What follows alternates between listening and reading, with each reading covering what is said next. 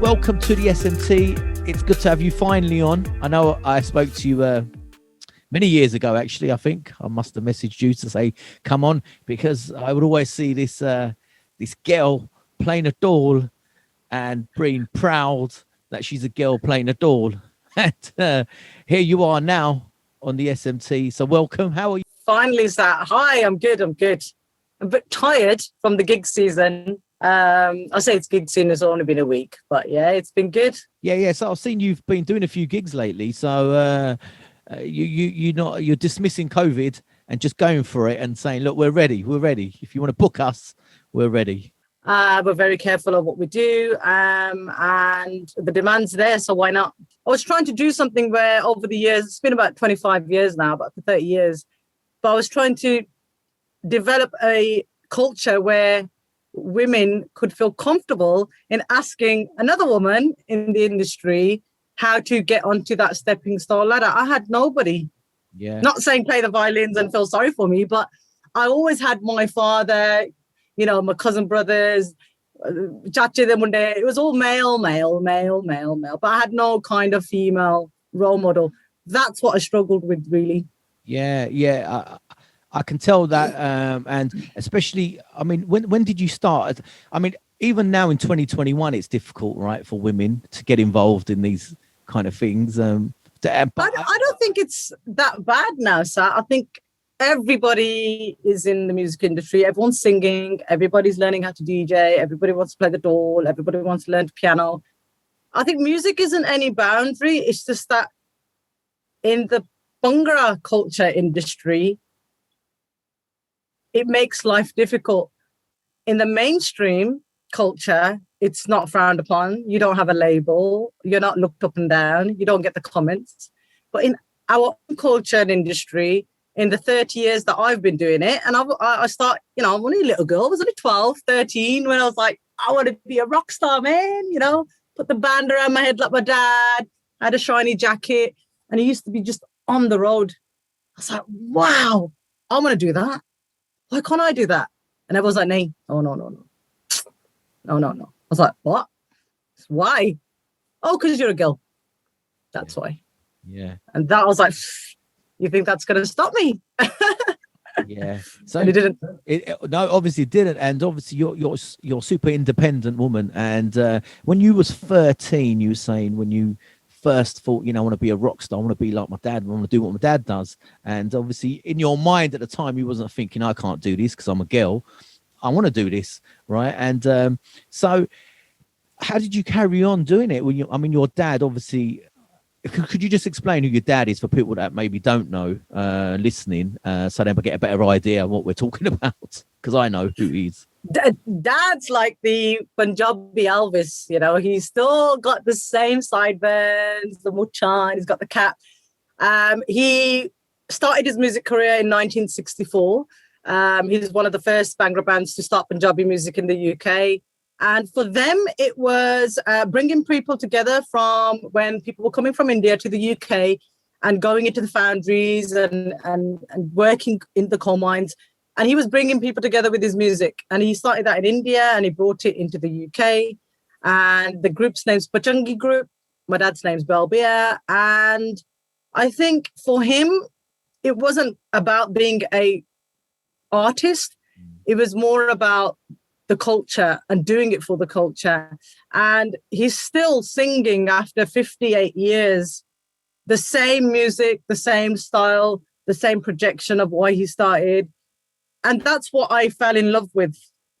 I didn't fall in love with songs that had sharab or women or about a street or about somebody's color of a dress. I fell in love with the day he met my mom at the airport, or the day he started driving his first car, or the day he got told off from his boss from the work. Those were the songs that I grew up listening to. Yeah. And I had a culture, I had a bubble around me. And I think my dad didn't want me to come out of his bubble. Yeah. So there was kind of a balance of, oh my God, my daughter's into music. Wow. but she's going to go out there by herself. No, no. Yeah. So it was kind of like this, even though I had all the support, all the push, all the gigs. Child going out, she's got work in the morning, or she's got college in the morning, going out, gig, he just said, mera pote. My mom was in the background constantly. Oh my God, she can't cook. Oh my God, one's going to marry her. Oh my God, her studies, she's got an exam. But he was just like, don't worry about it. Yeah. She'll be fine. That's what I loved. Yeah. I mean, that's amazing, you know.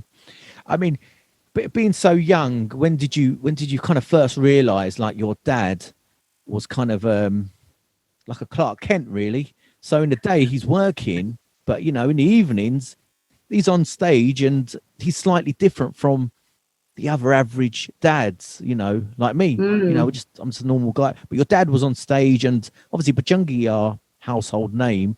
And when did you first sort of start realizing, you know, he's a bit different, my dad, from other people? But, well, because everybody rehearsed in my house. All the instruments were kept in my house. They couldn't afford studios, rehearsal rooms, engineers. They were doing it all by themselves. And they were doing 14-hour foundry shifts. They're all taking it turns, because some did night shifts, some did day shifts. So all our families lived next door. So this rotation of foundry work, working hard, providing for your family, coming back, Jal Chakya Saman. We went into another world. And I was just looking through the hole in the curtain. There was like a curtain they dropped. And you do this, and you could see the whole of the back garage. And all I was doing was this. What is going on in there? What is going on? It sounds so cool. So I used to just walk in, pick up the door, pick up the tabla, I want to try this, picked up the vajja, had a go at the tumbi, played a bit of guitar. So I was kind of intrigued of the instruments rather than the vocals. And my dad, and I always used to sit there in the rehearsals. Sometimes I used to pick up the door, sometimes I used to pick up the tabla, watching somebody. I learned so much in so many hours of rehearsals at home that I picked up any instrument and just played it. And I was only, I mean, you're looking at 8 years old in primary school, going into secondary school, same motion. So it was like, I was born to this. I knew I wanted to do this. Yeah. It was already inside me. Yeah, I mean, definitely. I mean, you're born in a musical family, right? So it's very hard not to be inspired by that. I think you go two ways. You either think, oh, I'm sick of music, I don't want to listen to Bhangra like music. My siblings. See? They couldn't stand it. Yeah. 3 siblings, 4 in total. They couldn't stand it. And then there was me, who's getting told off constantly about doing the homework, cleaning the house, learning how to cook. And I was like, I'm going in the garage for a couple of hours. I want to see what are they doing. Yeah. It's interesting, isn't it? So there must be something different about you as well. I was a rebel. When someone said no, I was like, that's it now. Yeah. I'm doing it. Yeah. So do you think that made you more determined to do it, because people say, no, you can't do it? And you was like, no, I'm going to do it now, just to prove them wrong. I think because my dad was so supportive, and he was like, oh, she'll grow out of it. She'll start going into like her friends and doing her nails and getting her hair done. I was like, no, I got a jam, man. I've got when's training. So I was kind of like backfiring to his kind of culture. He was like, oh, she'll just grow out of it. But I didn't. And I was hungry for more. And then I wanted to go to dad's gigs. I wanted to see what the setting was like. And then I was about 14, 15, when my dad said, Jalaja, you've got a small program. And that's when the turning point for me came. Yeah. I experienced that gig life, picking up all the lads. I was there with Pronte and, Cha and everything. And the lads are all, get the pot. And it was kind of like a family unit, but a gig life. Yeah. Yeah. Is your dad still trying to convince your mum that you'll grow out of it at some point? Yeah, so he's like, yeah, she'll, I don't know, she'll get out of it. I'm like, mate, it's been 30 years. Yeah. Yeah, she'll be over it soon. I was like, it's 57 for you. Yeah. Hello. Yeah. He's like, Nick, nope, hey, Jenny, my voice. And I'm like, wow, my hands are still there. So what about the Dhol? When you first started going to gigs, when you was a young girl, did people kind of look at you kind of like a novelty? Look, there's a girl playing a Dhol, or did they take you seriously at the beginning, or? Not. Basically, there's a band of 10 men, and I was at the back. And the only person that was at the front with my dad was the dolly. So I used to be at the back with a little doll, a bit of tabla, my little harmonium, and I was at the back with 10 guys. And I used to look at the audience, trying to figure out, the audience was men, the caterers were men, the cameramen were men. I was like, yo, where's the ladies at? And my dad was like, there's none. This is it. I was like, you're joking me. This is it. And I kept going to these gigs, and I was like, well, what, Dad, why can't I stand next to you? Yeah. Oh, no. Both hard, it's too hard, it's stamina and posture and no. And he was like, no, you stick to the door, But I'm at the back. I'm going to be at the front. And that's when he was like, yeah, go on then. And when I picked it up, no one taught me. I was just like I was already performance stage set. Yeah.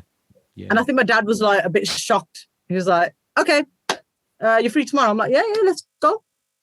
Yeah. And I think because there was all guys on stage and they knew who I was, even though I was at the stage and I had my experience and, I got told off a few times and I know how it feels to have blisters and bruises and aching shoulders and 3 hours of nonstop performances, but I wasn't getting anything out of it. Still wasn't getting it. I was like, okay, next gig, yeah, biaya. It's a wedding. Okay, next gig, yeah, biaya. I'm under the biaya. All right, next gig. There was nothing. It was the same routine, same set, same musicians, same people, same routine. And then I sat my dad down. Says, I don't want to go to college. I'm going to start my own band. And it all fell apart. It all fell apart. Yeah. It went downhill from there. Yeah. I was happy, man. 3 hours. As soon as I sat him down, it fell apart. Yeah. It was the hardest time, I think, for me. Yeah, I mean, definitely. I mean, what did your dad say then when you said, look, I want to start a band? When you meant band, did you mean like a doll band or a proper band? Yeah, like band? A doll band, like a Bhangra band, dancers, girls. I didn't know what my vision was. I just says, thanks for Pachungi. Fantastic experience. See you later. Yeah. He was like, no one's going to take you seriously. You're going to be eaten alive. You're not going to gigs till 2 a.m. I'm not letting you get in a car with guys.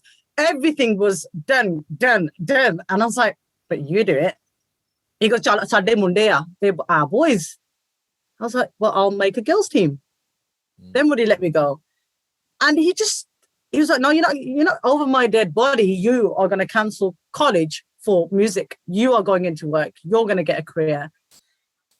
I was trying to figure it out with my life. I was like, oh my God, right. I want to go into music, but he doesn't want me to go into music. He wants me to go to college, but I don't want to go to college. I don't want to study. I want to be a musician.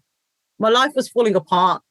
My mom was pressurizing me to settle down. Her checklist was find someone, get an education, have kids. For me, it was like, how do I make money? How do I create a business? How do I get on stage? Where do I go? I was on a different wavelength, and nobody was putting me together. Yeah. Not even my dad. Yeah. And in a sense, not even yourself at the time either, because there's a lot of things going around in your mind. Obviously, you want your family to be happy as well. You don't want to upset them. You want to try and do the best you can for them. But also on a personal level, you wanted to do something for yourself. And there's obviously definitely a passion for you with music. And it's very interesting dynamic you have in your house, because then crazy. Because you've got your dad who, in his heart, deep down, he loves music, obviously, and you're his child, and he loves you, and then he's thinking, he's proud that you love music as much as he does. He knows what it's like. Yeah. So he's like, there's no way you are going away from me. Yeah. I was like, but this environment, these people, we're not doing anything for our culture. You're playing to our culture. I want to play to a different non-Asian culture. And to do that, Dad, I'm going to have to let you go. Yeah. I had no Twitter, no YouTube, no Facebook to express my views, to get opinions, to get a like, to get support.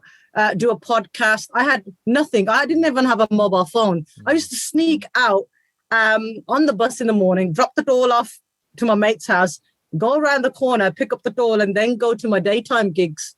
I had to secretly do a life and study. I don't know how I passed, by the way, but I passed my college. But I was trying to work around the. I wasn't going to gigs and getting plastered. I was going to gigs and playing Dhol. I was going to all these daytimers, and I was going with my doll, turning up at the door. They're like, "What's that?" It's a doll. I've got a gig, and the bouncers used to just let me in.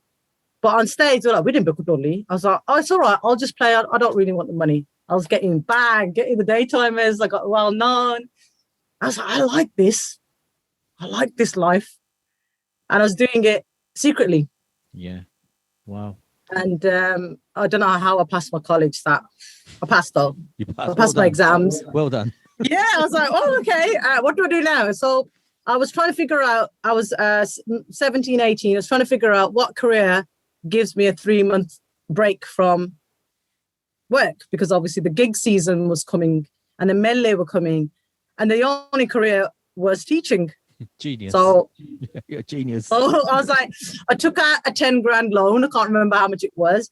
With that loan, I bought my car, I bought my dolls, I bought my uniforms. I did a computer science degree. So I learned how to do a website, graphics, everything for free. I couldn't afford to pay somebody. There's nobody around to support me. Video editing, filming, everything you could think of to make a band. And that's when Eternal Taal was born, 1999. Wow. I mean, it's a great story, but I'm thinking, obviously at the time, there was no one you could look to. You couldn't look to another girl doll group and say, yeah, you know what, I'm going to be like them ladies down south somewhere, because there wasn't really one, right? I mean, for anyone starting now, any young girl who wants to play the doll, they have you to look up to and your group, because they could say to someone like their family, look, Parv Kaur, you know, she plays the doll and she's got a group and she's got a women's group, and it's good, it's fine, it's nothing to worry about. But you really didn't have anyone to sort of show your dad or your mum and say, look, that they do it, you know, so it's safe. So in 1999, when you started the group, it was just yourself, obviously, first. You was the first one, right? Yeah. I was by myself. I was like, right. So I had 2 best friends at college, both lads. They didn't have a clue about Dhol. I was like, right, let me teach you a few beats. Just freestyle taught them. So there's 3 of us in the band. And we did all the melee you could think of, the Smedic melee, this melee, Ahamela. And they just used to say, oh, we've got dollies. I'm like, yeah, but we're fresh, we're young, we're new, we're current, we're going to play English music to Bhangra. They're like, but we've got our lads that we've been using for the last 50 years. Yeah. I'm like, yeah, I know that, but we've got a young group. We've got a couple of dollies, and nobody, and I mean nobody, booked us. They didn't book us. What? The Vasaki Mele, Yeah. free. The Nagar Kirtans, great server. Charity shows, brilliant people and connections I've still got.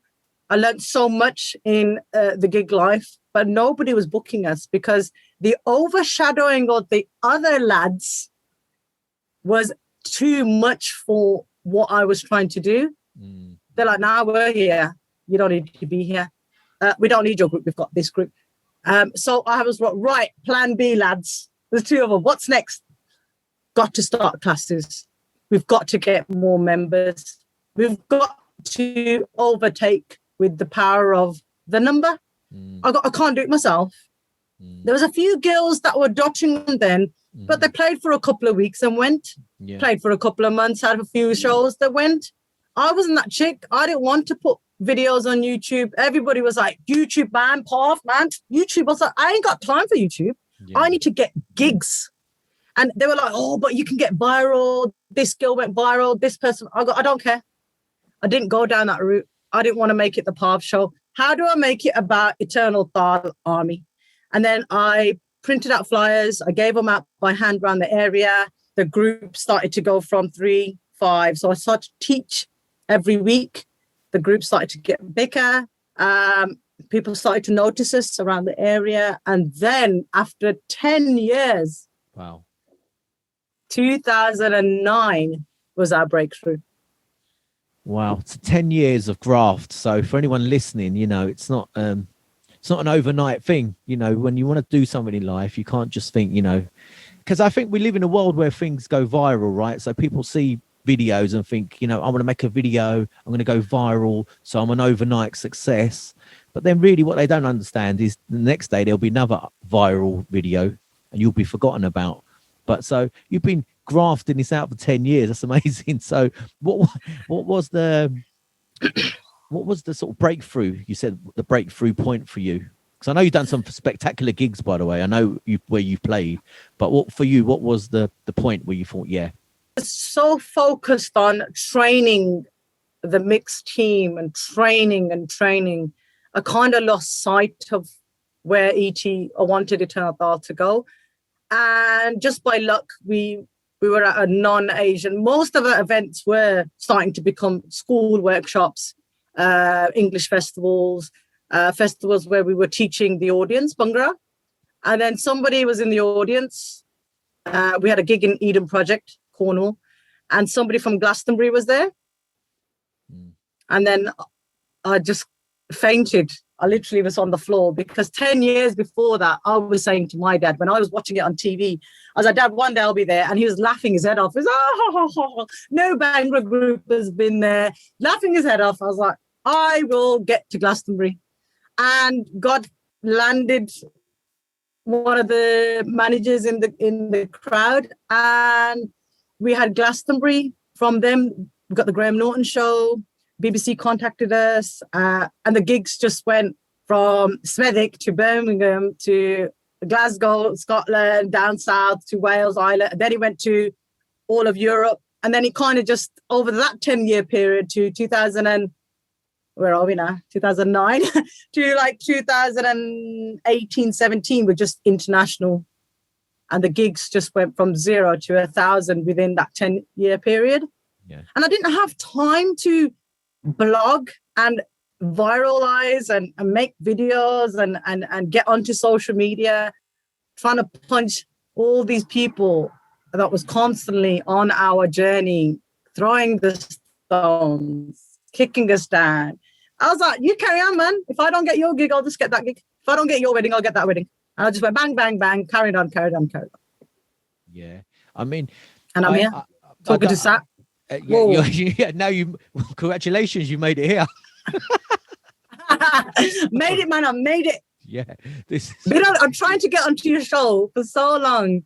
And I think we were slipping between conversations and our lives and stuff. But yeah, it's great to be on. No, it's lovely to have you on. You're a very effervescent personality, and I could tell that from some of your little posts on social media. High energy, and you've got a way about you that you're quite infectious. When I talk to you, I kind of get excited. I want to play the Dhol. Give me a Dhol, right? And it's that because when I play Dhol, I've got a team of 50 women now from the age of 6 to grandmas. They're in their 50s, and they all do the Bhangra, the DJing. I train them how to play Dhol. I train them how to be a stage performer. I don't want them to stay in a classroom and just learn. I want them to go and experience life. I took 8-year-olds to Glastonbury. They're 15 now, these kids are. But imagine taking, and their parents, by the way, imagine taking 15 Eternal Taal members. Oh my God, it was a nightmare for 5 days in Glastonbury. I mean, those are like dreams that were coming true. And that was because of the team. I couldn't do it by myself. I didn't want to make it the Parv show. And that's probably why a lot of people kind of see me in this certain way in terms of not doing certain gigs and not complying to what. How do I promote Bhangra to somebody who's never heard the Dhol? I have to be at a gig where there is no Indians, no Asians. Weddings are great. Weddings were bringing in the revenue for the kharcha that was happening, the expenses. But how do I promote my culture to people that have never seen it? And Glastonbury was 5,000 people were just watching us play Dhol to Justin Bieber. And they were like, what? what? I was like, yeah, got it. I know what to do. I know where my vision is. And that's when the turning point was, I know where ET is going. This is where it's going. Yeah, I could just imagine your dad at home watching that, telling your mum, "Oh, she'll get over this soon. It's just a phase." Roti is eating his roti. She on Glastonbury. Was that her on TV? Yeah, she'll get over it. Because I was just popping up on every gig while my dad was loving life with Pachangi. He loved the PA system, the medley, the live band scene. Even though it died down, people still had demand for his voice. And that's what he loved. And I loved it for him. And I still went to his gigs when he wanted a drummer. And I always used to go with him to support. But my gigs took over. I couldn't be there for him. And I think he kind of struggled with that. And I missed out on that as well. But I was trying to make an army where I could look back. Now I can sit at home and my army are out everywhere. Like 2 are in London today, 3 are in Bristol tomorrow. And I'm my day off, not doing nothing. And I'm in a position to do that. Yeah, that's fantastic. Yeah, you're busy. You're on my show, right? So say, look. Everyone, Friday's out. Can't come. Sorry. But sorry, that's ringing me. Yeah. Who? But it's interesting because I don't know if you know, I used to be in a UK Bhangra group. Yeah. And I know exactly what you mean about going to Gore Mele, as we used to call it, right? And their festivals, because the appreciation they had for watching Dhol players and dancing, they used to love it, and used to get them on. And it took you, so it's interesting, it took you to really make that breakthrough was to go to Glastonbury. And once they gave you the stage, it was after that bookings opened up for you. Is it still the same now? Are you getting more Indian bookings or since Glastonbury, or was it still? Oh, it's everything. It's everything everywhere. Dubai, New York, all over Europe. I think how can I put this? Because of our talent and the way the group was, if we were doing the shows that my dad was doing, we would never have got anywhere in our careers in terms of where I wanted the group. Because I was lucky enough to perform at events where corporate people would attend. You wouldn't have a corporate person attend an Indian wedding, but they would attend a corporate event or a festival. We kind of got blessed with those kind of clients, and that clientele hasn't stopped. Not 80% of our gigs are all festivals and corporate, and 20% of our gigs are all female orientated, where the culture wants just female entertainment. That's brilliant. Female DJ. So it's kind of like I was trying to mix my own songs at Glastonbury. Then I learned how to DJ. And then in 2012, I had my first DJ gig, and I love mixing music. So I'm not saying I'm a professional DJ, but people loved what I was mixing. So I started to do DJing. And then instead of bringing in other Bhangra groups, because there were no female groups, I trained my female Dholis to become female dancers. I've seen you doing some DJing as well. And but I know you it's this passion.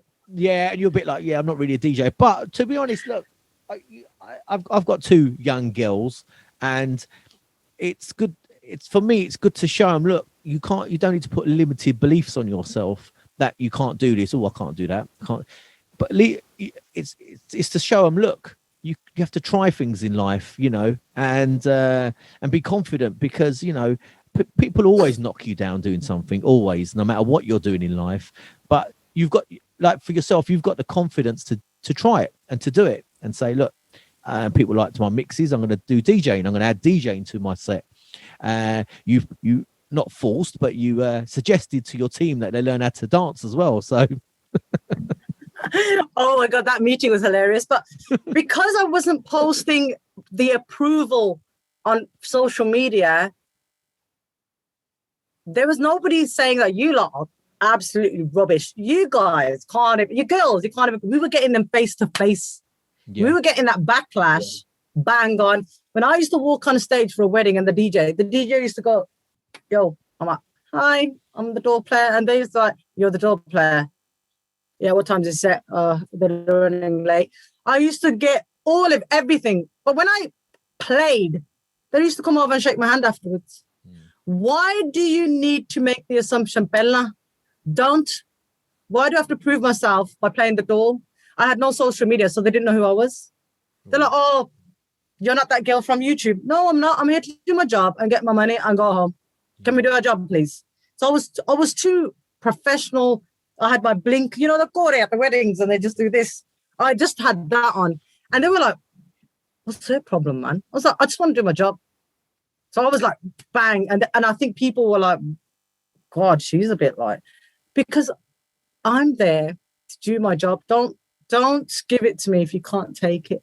And I think that's where people struggled. I had to prove myself by playing. And then imagine 6 of us turning up, all girls, all dollies. Oh God, that was really bad. all angry. Oh God, all like lionesses. Oh, guys, calm down. But it was hard, you know, trying to train 20 women, you know, their parents used to ring, boyfriends used to turn up at gigs. I go, oh God, what have I got myself into, man? But it was a great experience. It's amazing. It's been amazing. I wouldn't change it for the world. I just, if I was to advise anybody, I didn't have social media backlash, but people posting now and the comments we come out now, it's like we laugh about it. It doesn't hurt us. And if I do see something that I want to criticize, I do say it as well. I'm like, learn your art, man. You know, that's not door playing, or that's not how you. Sometimes I get a bit critical, and I think social media has turned that bit aspect, because I never had that life, that whole shadow. Because these days, if your daughter was to try something new, they're going to be like, have you seen the state of it? Or can she even DJ? Or can she even? So she'll get that backlash before she even tries. I was getting it while I was on stage when somebody was announcing it. Yeah, we've got a door player in the house. Sorry, guys, about this. Yeah. She's a woman, by the way. And I'm like, excuse me? And I used to just 2 hours rocking it. Yeah. The door player lads used to die after 20 minutes. But because I wanted to prove a point, and the fire was inside of me saying, I will break my back, but I'm not stopping. Yeah. And I think that's when people were like, yeah, she means business. And that's where I am. And that's why I'm quite rough, you know. So I'm quite rough on the outside, but I'm quite a little puppy dog inside, you know. Yeah, I know what you mean. And when you say you're rough on the outside, I understand what you're saying. It's that you're you can be a bit abrasive sometimes to people if they're rude to you or they judge you before they've even seen you play. And I think you mentioned, you know, when you went to weddings and things, and the DJ would say, who are you? You know, yeah, we're running a bit late and all this. And you was like, I just want to play. I want to do my set. I want to do my job and then go. And you said people sort of took you the wrong way. And I think that's probably built up over the years of people just judging you when you've just walked in with your door cases. Not even the DJs, the clients would make comments. And I'm like, they're like, so who are you then? The door player? Oh, really? Right. She's the door player, man. Boys, oh, no, there's lads. Yeah. Just lads. And I'm like, yeah, I'm here to do my job. Yeah. Can you like move out the way because I need to get to the DJ? And I didn't care. I didn't care what people thought. I didn't care what people said. I didn't care if no one booked me. I was going to be the way I was because I wanted one aim, and that was to make a career where I don't have to work full time. And I don't. Yeah. Yeah. This is what I do. Yeah, I lecture. I've got a full-time career. I'm a computer science lecturer. I still teach my level students a couple of days a week because I love teaching computer science. I love IT. I love programming, and I still got the passion for that. But I've turned my passion into a career. Yeah. I don't need to work. I've stopped working. I don't know where we are now. So in 2015. I've stopped working full time. I mean, that's amazing. I mean, that's the dream, right? To be doing a job. Yeah, doing something that you love. you know, if people want to be an artist or you want to sew for the rest of your life, I think I just fell into computing and IT simply because of my fire to ET work. And the only way I was going to make it work was by myself with my education. No one supported me. When I used to call up, I need a doll, my skin's ripped. No one got back to me. I had to fix my dolls myself, learn how to fix my dolls. And I think I was quite blessed to have those backlashes, because if I relied on anybody, I wouldn't even know how to mic up a doll or even how to mix two songs together. I would always rely on somebody. Yeah. I do everything. I'm the manager, I'm the Ramlal, I iron all the uniforms, I pick all my kids up, I feed them, I do everything. That's how it's always been. My dad did it. I think all them years of people's reactions to you have built like a steel armor around you, Parv. You're like I'm like RoboCop. I'm like this gig. Hi, bye. Yeah. And they're like, whoa, who is that girl? I'm like, social media, Eternal Taal. I'm out. I got a gig, I'm late. Yeah, it's like, boom, where's my dad? Cha pani, hanji to sasika, roti. And I used to sit there and go, Dad, 5 hours, I can't do this. Yeah. And it was kind of that culture of Benji Baji. And I just wanted to go back to back, bang, in, out, in, out, in, out. Yeah.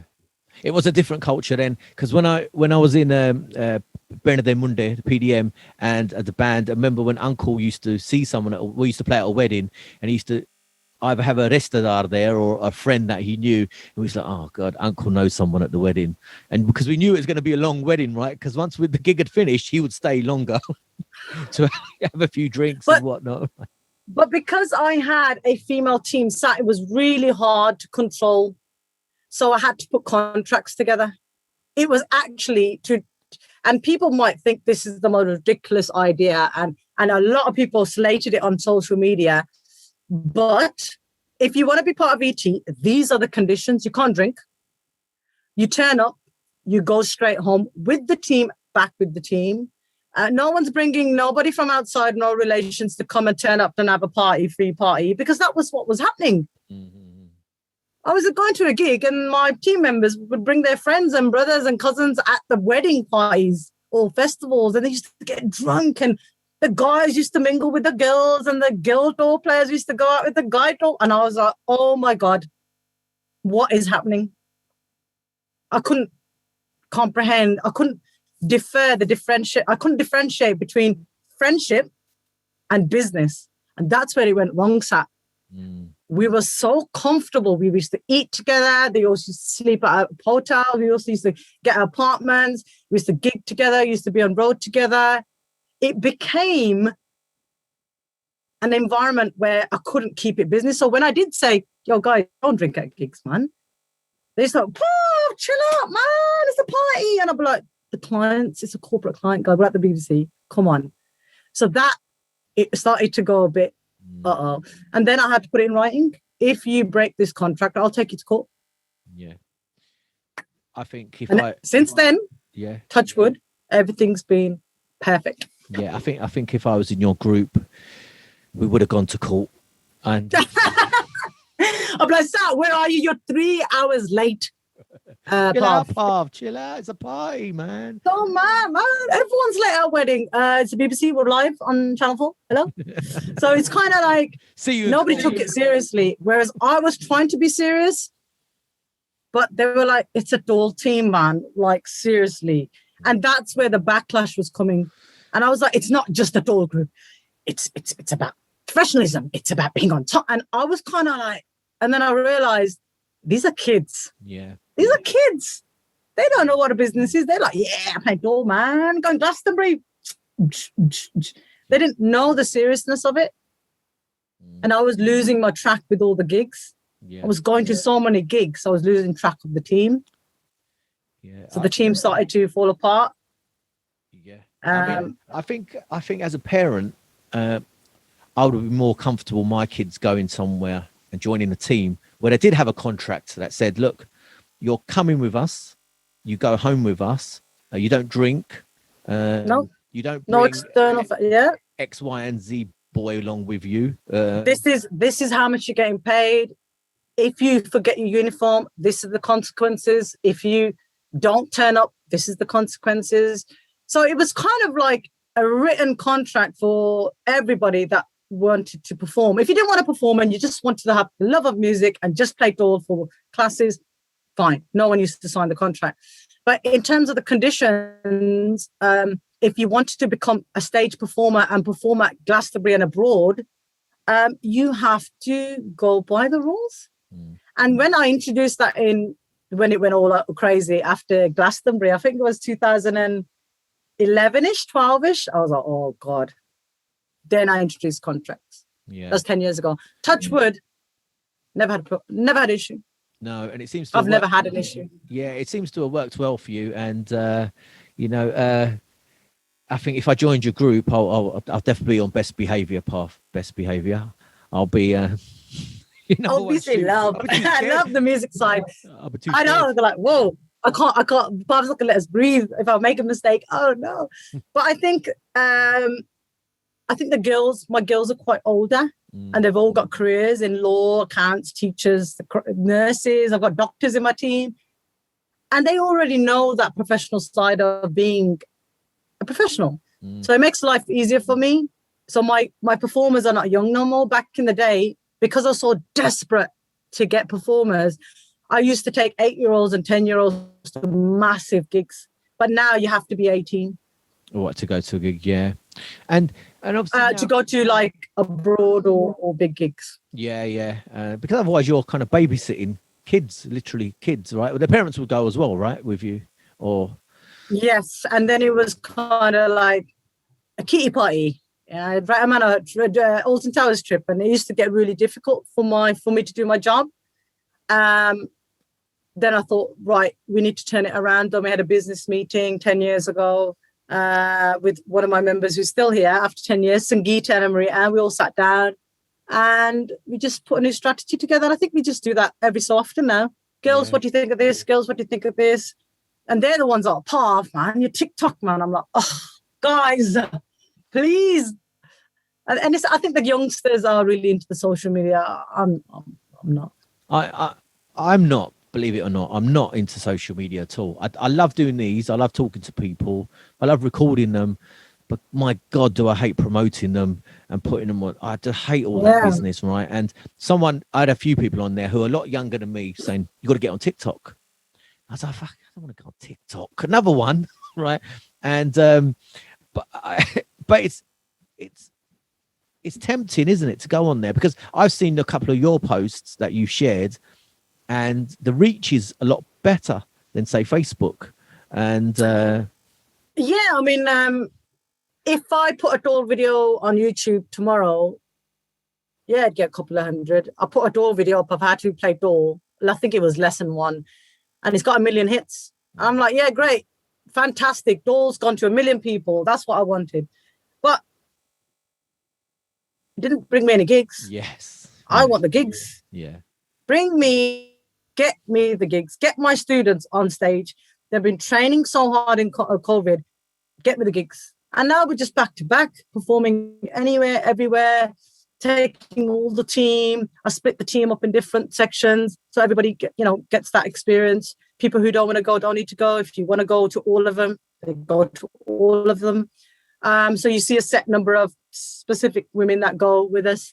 And because I'm quite free and I love doing Dhol, I love doing the Bhangra side, I've loved doing the DJing side and playing Dholki, Lady Sangeet. And I just, while I can sat, I'm going to do it when I'm probably 80. I'll probably stop when I'm about 80. I think I look all right after 30 years. No, my arms are not dropping off. No, you're looking fantastic. But so I was going to ask you about your future plans. And I wish you do carry on till you're 80, because that's something I would like to see. I would like to see an 80-year-old playing. Well, my dad's 70. Oh my God, you should see him on stage.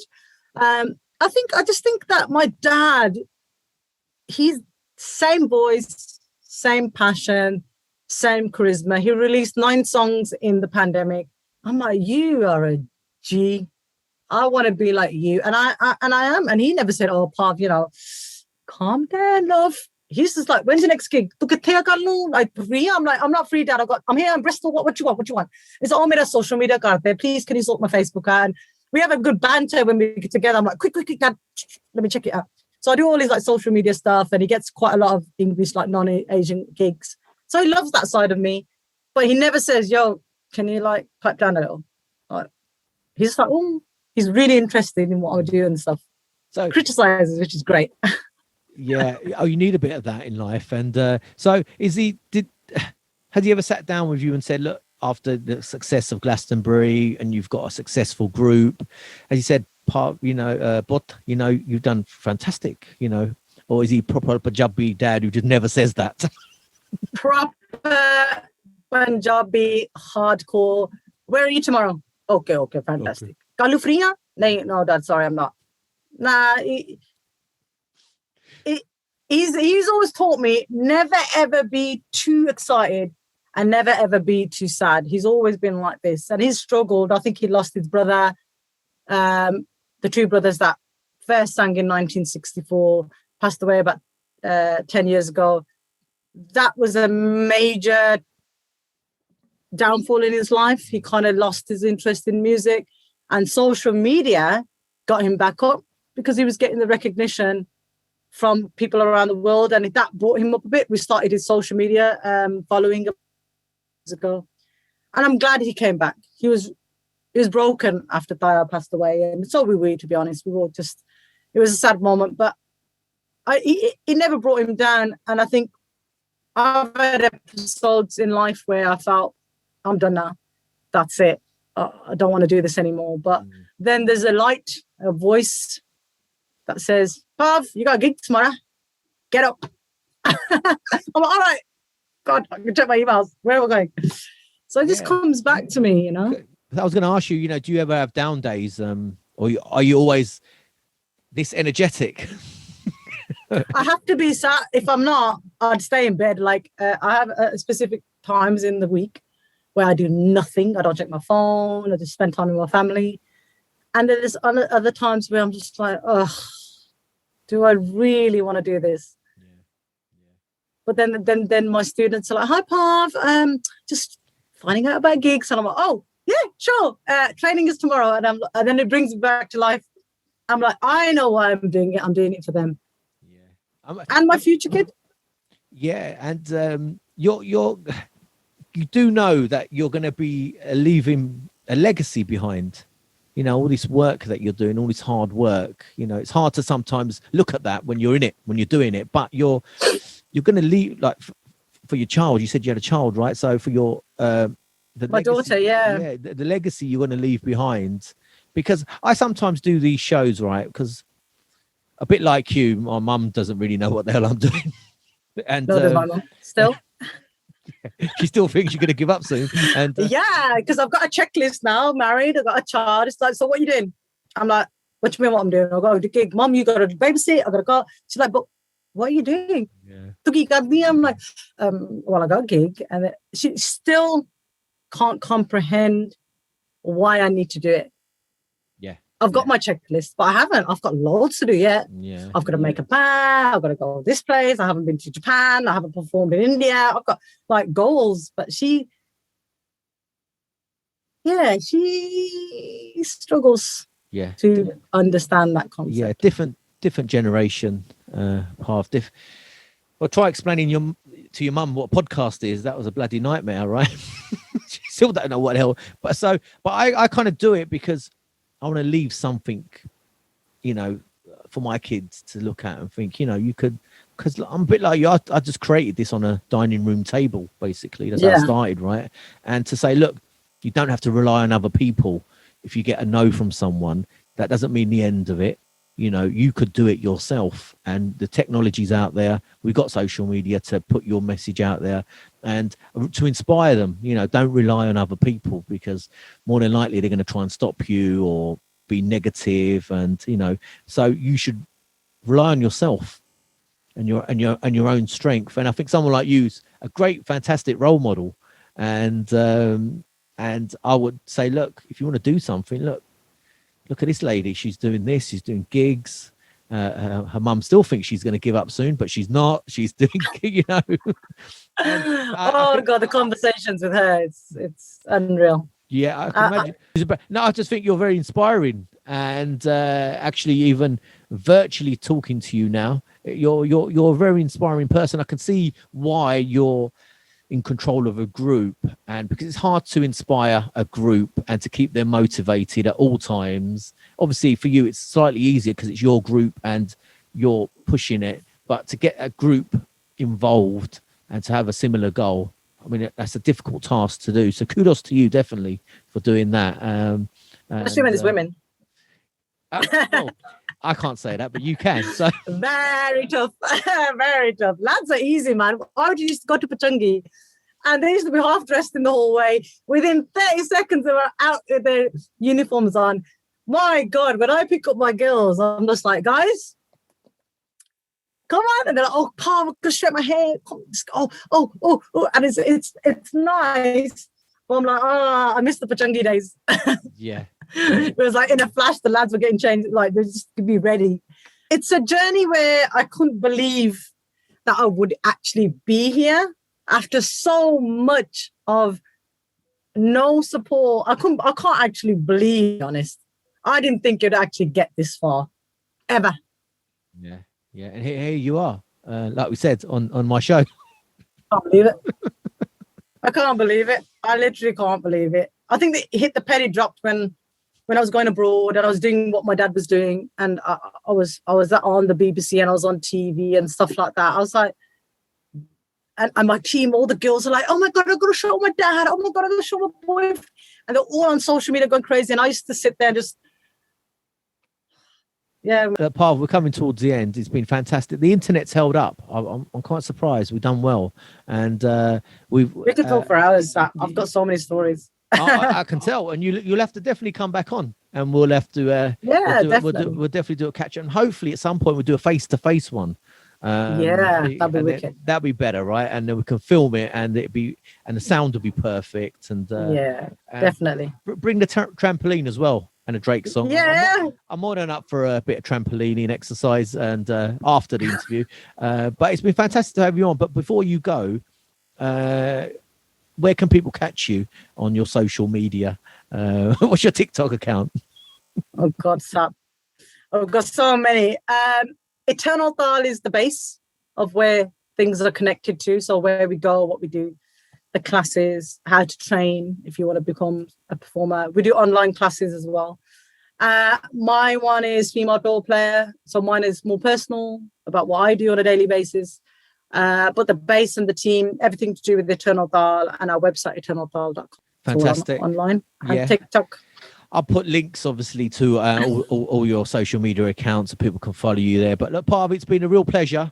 I've had a fantastic lunchtime speaking to you, and I feel quite energetic. I think you've inspired me to. I don't know what to do something, but I feel good. Play Dhol. Play Dhol. I've got a gig now, so I've got 2 online classes, and then I'm going to shoot off to my gig. Wow. So that's life. That's life, and what a great life. And look, I won't keep you, Parv. It's been fantastic. Thanks for coming on. I'm going to speak real soon. Thank you so much.